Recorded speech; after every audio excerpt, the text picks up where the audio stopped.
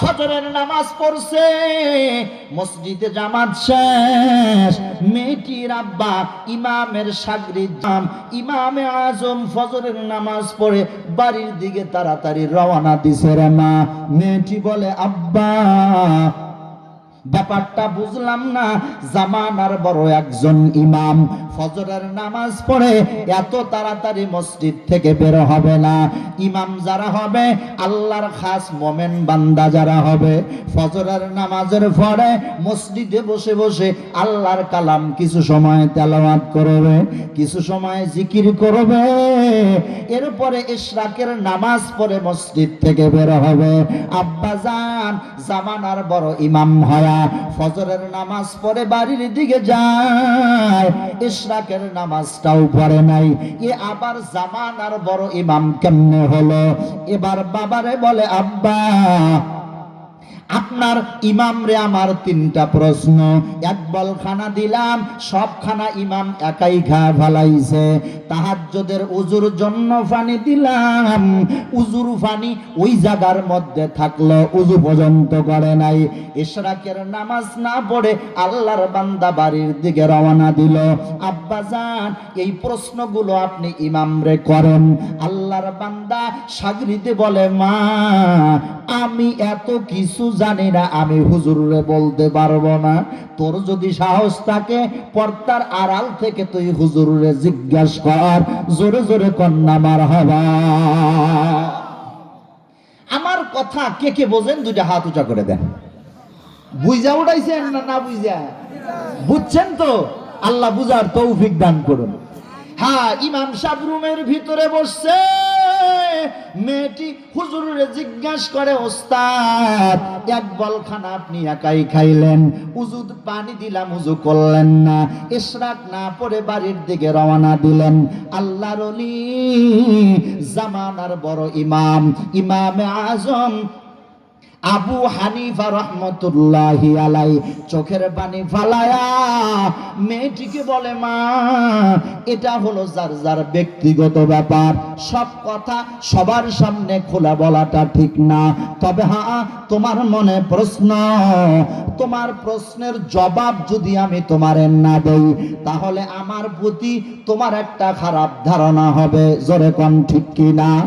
বলে দেখো, একজন বুজুর্গ রাস্তা দিয়ে হাইটে যায়, যাওয়ার সময় রাস্তায় বেপরদায় একটা খুব সুন্দরী মায়া হুজুর তাকায়া রইছে মেয়েটির দিকে, এত সুন্দর চেহারা তাকায়া রইছে।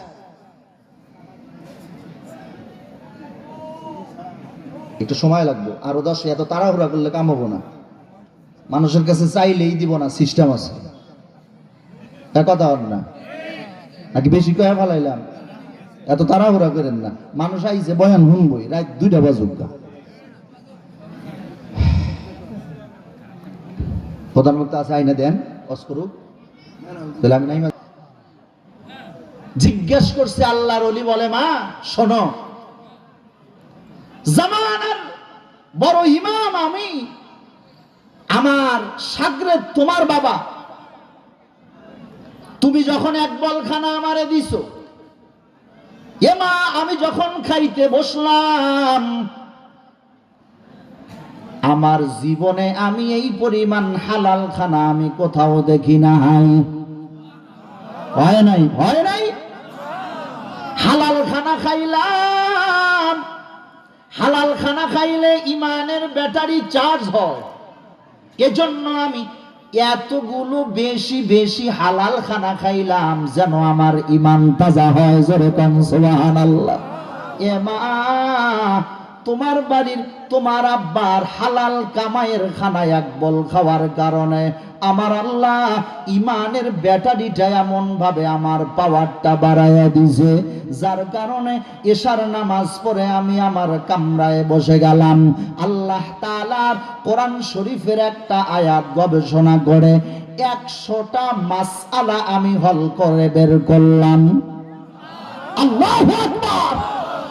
হ্যাঁ, 100টা মাসআলা আমি হল করলাম, যার কারণে এশার উযু দিয়াই আমি তাহাজ্জুদের নামাজ আদায় করলাম, ফজর পর্যন্ত পড়লাম। এই কারণে তোমার দেওয়া পানি দিয়া আমার উযু করার প্রয়োজন হয় নাই। এ মা, ফজরের নামাজ পড়ে ইশরাক না পড়ে রওনা দিলাম। মাগো মা, ভালো করে জানিয়া লও, আমার বাড়িতে ফজরের নামাজের পরে অনেক দূর দূরান্ত থেকে বাচ্চারা আসে ইলমে দিন শেখার জন্য, কোরআন শিখার জন্য। এ মা, ইলম শিক্ষা করা এবং দেওয়াটা হলো ফরজ, আর একটা হলো ইশরাকের নামাজ হলো নফল। এটা হলো আমার ব্যক্তিগত আমল। আমি আমার ব্যক্তিগত নফলকে বাদ দিয়া ফরজের ওপর আমল করতে গিয়া মুসলমানের বাচ্চাদেরকে ইলম শিক্ষা দিতে গিয়া ইশরাকের নামাজ না পড়ে আমি আমার বাড়ির দিকে রওনা দিলাম। জোরে জোরে কন্যা সুবহানাল্লাহ। এ মুসলমান, আজকে একটা জিনিস লক্ষ্য করো ভাই, আজকে হালাল না খাওয়ার কারণে আমাদের নামাজে মন বসে না, মাহফিলের প্যান্ডেলে মন পর্যন্ত বসে না। এ ভাই, পর্দার আড়ালের মাগমা শুনিয়া লাও, আমাদের মায়েরা বেশিরভাগ সময় হারাম খানা খায়, রাস্তা দিয়া যায়, পেটের মধ্যে গর্ভাবস্থায় সন্তান পেটে মানুষের গাছের বড়াই পর্যন্ত চুরি ঘুরা খায়। কথা পান ঠিক কিনা যারা বলেন? মানুষের গাছের আম খায়, যার কারণে আমাদের সন্তানগুলো পর্যন্ত মানুষ করা সম্ভব হয় না। এলাকার মুসলমান, আমি আপনাদের কদমে হাত যাক, হালাল খানা খাবো, হালাল খানা খায়া কাপড় পরবো, হালাল খানা খায়া আমি এক ওয়াক্ত নামাজ পড়বো, হালাল খানা খায়া আমি আমার সন্তানদেরকে মানুষ বানাবো। দেখবারে ভাই, হালালের কারণে আমার আল্লাহ দুনিয়া এবং আখিরাতে ভালাই দান করবে, ঠিক কি না? হালাল হালাল কামাইয়ের টাকা কিয়ামত পর্যন্ত থাকে রে মুসলমান।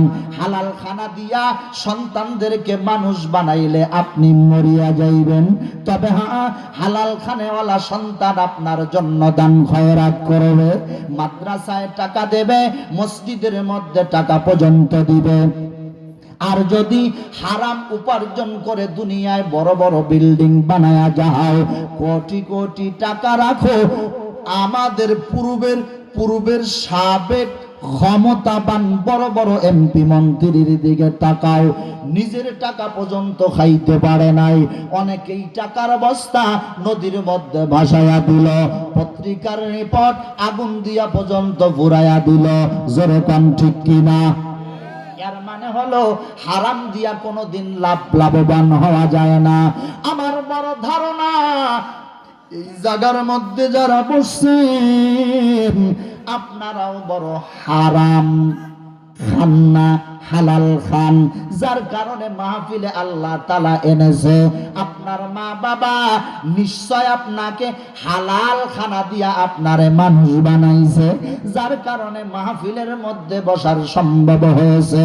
আমার মায়েরা বোনেরা যারা প্যান্ডেলে বসে বয়ান শুনতেছেন, আপনার মা বাবা হালাল উপার্জন দিয়া আপনারে মানুষ বানাইছে, যার কারণে মাহফিলে আসতে পারছো রে মা।